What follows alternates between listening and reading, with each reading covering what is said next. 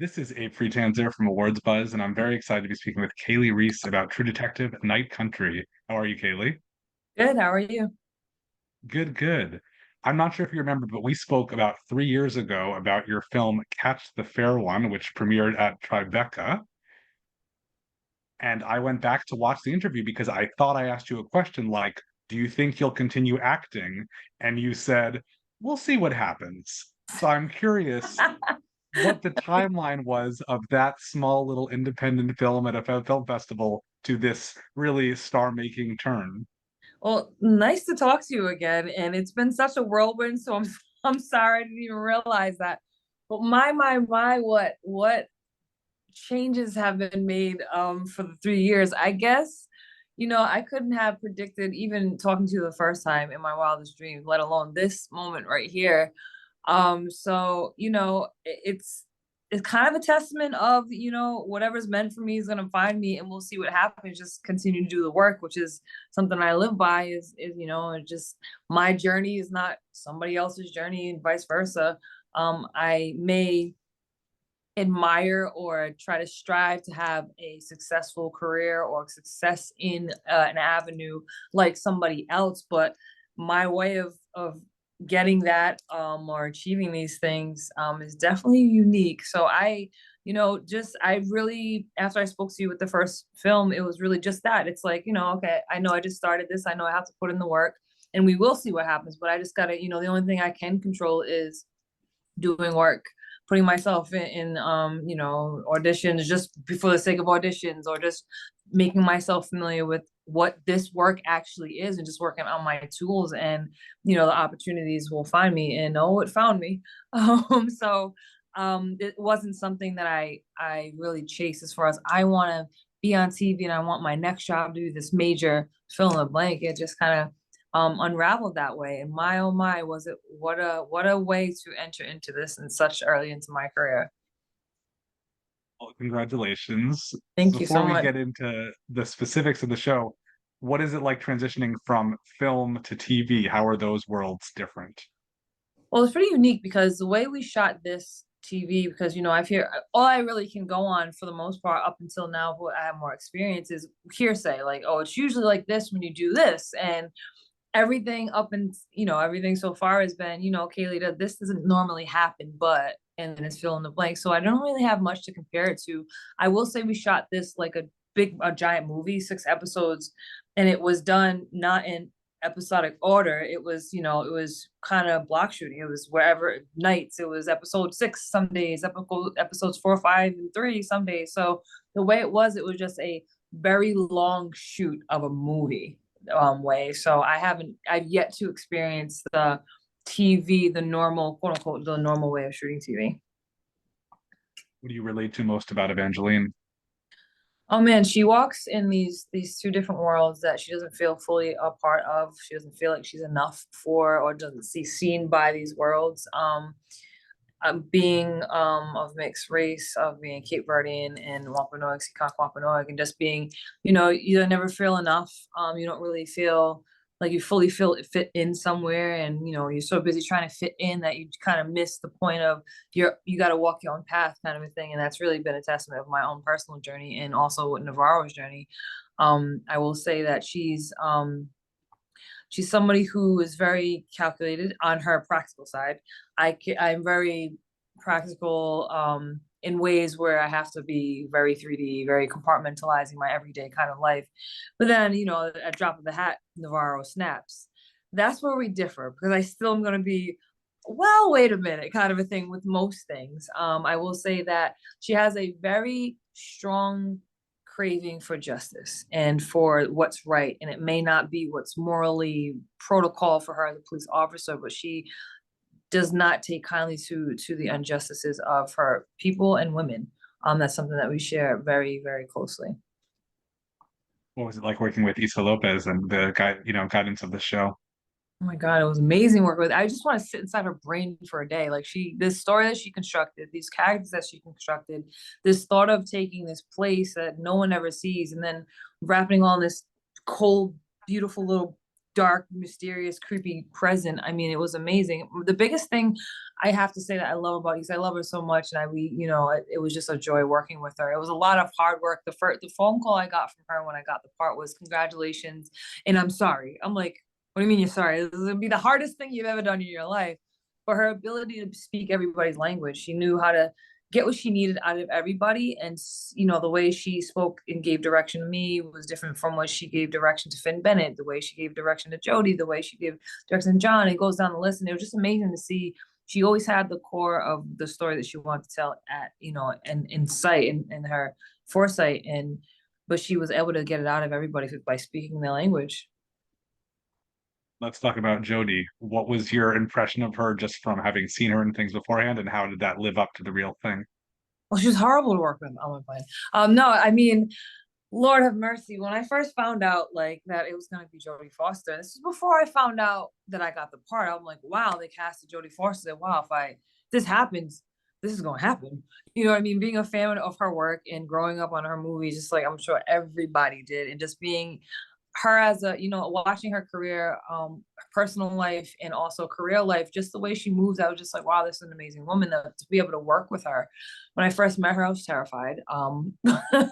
She's so nice, and she's small, but she's commanded such like respect and power, but she's so kind to everyone, and she really was so excited about telling this story. So it was amazing working with her. And I went into it with an idea that we're going to be work friends or colleagues, but we are real friends now, and I've learned so much with her. It wasn't no hierarchy with her. It wasn't I am the veteran, you are the student, I'm teaching you the student. It was just, how do we best tell these stories? She put her director hat on sometimes to help, and it was just really, really amazing to be able to surround myself with somebody that is a master of their craft. What was the experience of shooting in such delightful temperatures? Delightful. That's the first I heard it explained like that. No, it was Iceland's a magical place. I mean, unfortunately, due to the weather conditions and just where we needed to tell the story in Alaska, we couldn't shoot in Alaska. So Iceland was a really beautiful place to work in. However, it was freezing. Yes, it was cold. Yes, the wind in Iceland is something special. It needs to be bottled, and like, I don't know. If you thought it was cold, the gust of wind would come and it would just remind you of the easy, even colder. But luckily, I grew up in Rhode Island, in New England. We have those harsh weather conditions. So I was prepared enough to learn a lot more, to be prepared by the locals in Iceland, because they told you they know the weather, they know exactly when it's going to change, the down to the second when it's going to storm, what materials, what jackets, what everything. So I learned that I like heated socks as well. They're amazing. I'm also from New England, from Massachusetts, and I know that even going to like Chicago, like there's cold that's like whatever, and then it can be, and I'm sure Iceland is just a little bit worse. Yeah, this cold, then there's like below freezing ice cold. Like, this place is embedded in ice type cold. Like, there's history. There's parts of that place that I haven't even thought out yet, I'm sure. It's crazy. Well, I think you really do. It is conveyed, watching it as a viewer. And there's also, I just keep thinking about, the scientists frozen in the ice. What was actually there? What's visual effects? Like, how do you work with all that kind of scenery and set pieces? The majority of it, I'd say, I'm not a mathematician, I'd say about 90% of it was done on location. We shot it all outside. We shot it 42 consecutive nights, but in Iceland, it's dark for most of the time between November and February. We were up in Akureyri, which is even up more north in Iceland, for about 4 or 5 weeks.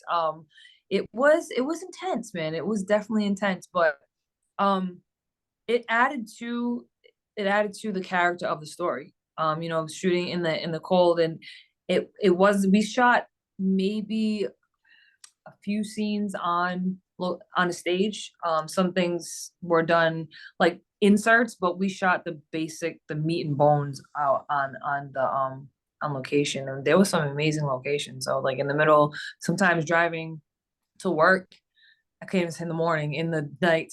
I wouldn't even know where we were going. It'd be like in a mountain somewhere with no service, and it was all done basically on location. I mean, the first week was meeting the Corpsicle in the ice rink, and that we met the Corpsicle before we met the actual actors and scientists. So that was That was a nice introduction to the first week, but it was cool, man. That it was amazingly, disgustingly, fantastically made. It just all the fine details and like even the corpsicle tells a story as it's melting, and obviously we know they're not real bodies, but it was intense, man. It was tense.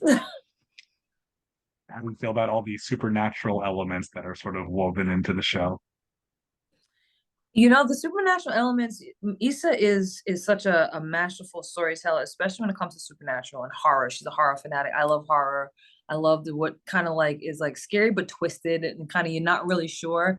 And the fact that she chose Alaska, which is very, the people, the Inupiaq and Arctic natives from there, all the people from Alaska, they've been there for centuries and they have stories.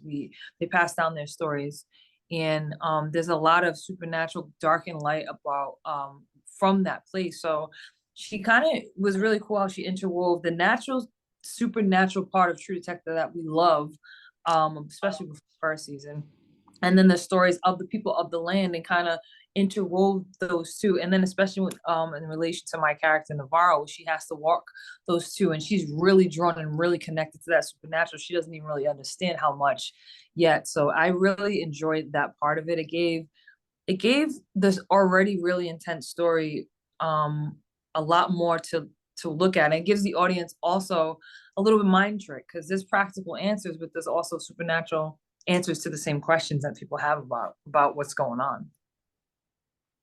Kind of responses have you seen from Native communities to how the show, just might have felt authentic, or at least like it's representing people that aren't always represented on TV?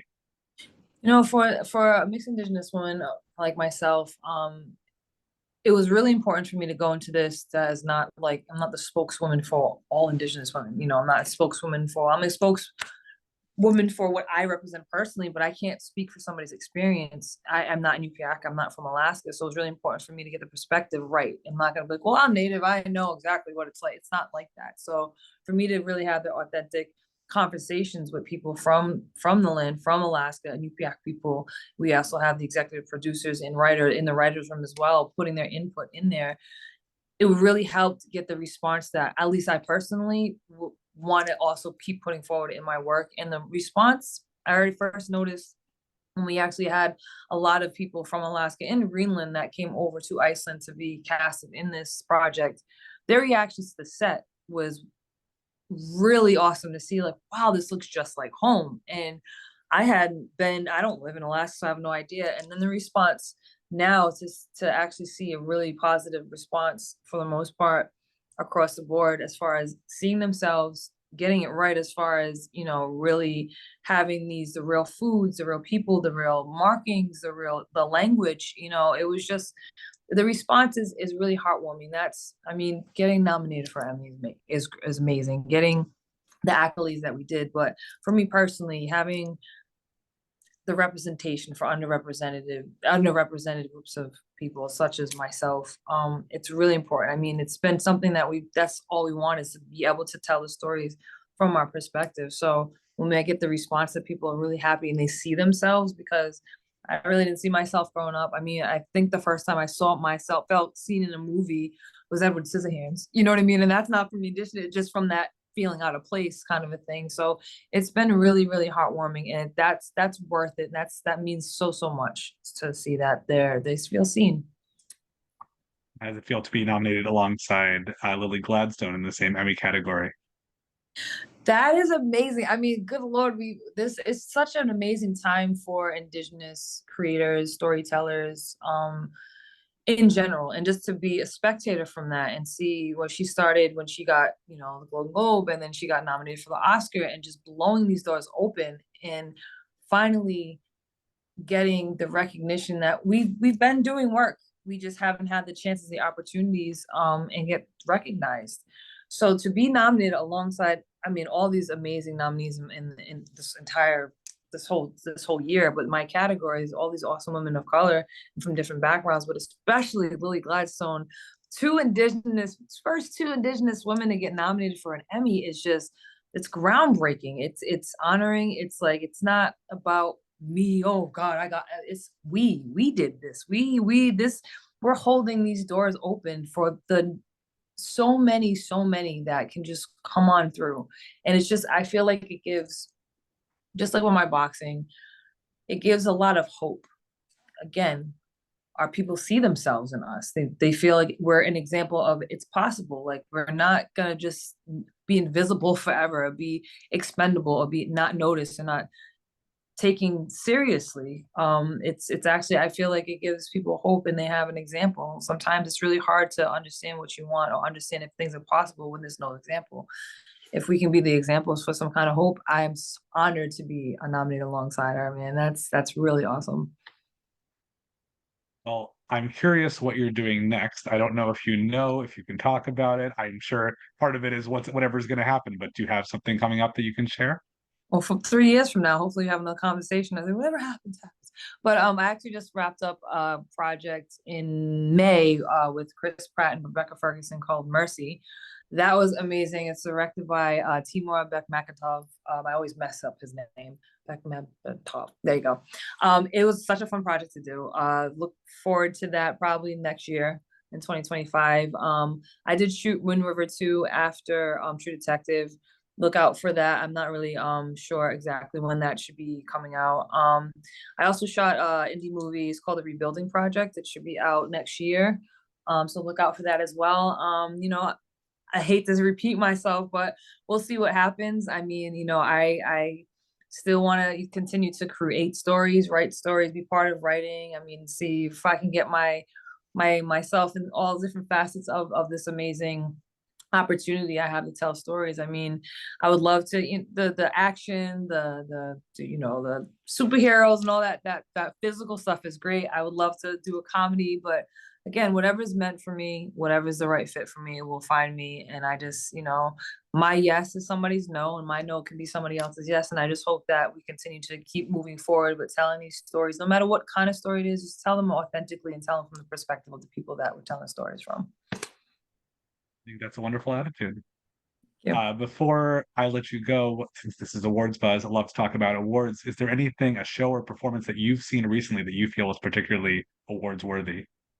Reservation Dogs, man. Finally, yes. The Pharaoh with a tie, yes. I mean, my God, that show is such a revelation, and I was so happy to see. I just was happy that was made, and that I really felt seen like the from the first episode to find out that they're honoring Willow, my childhood favorite movie. I thought I was the only one, but like things like that, I absolutely love that show. I'm so excited for them. I just they deserve it. It's about time. So I'm really excited for them, and I'm just happy for everybody who got nominated. There's so many good shows and TVs and such good work. It's just really honorable. This is a stacked year for the award season. So congratulations to everybody who got nominated, and good luck. But like we here, and what I do know is that the natives and the indigenous people are gonna show up deep at the Emmys. I can't wait. So, well, thank you so much for your time, and let's do this sooner than 3 years from now. I know this would be nice. Hopefully, not like in a year from now, or maybe even sooner.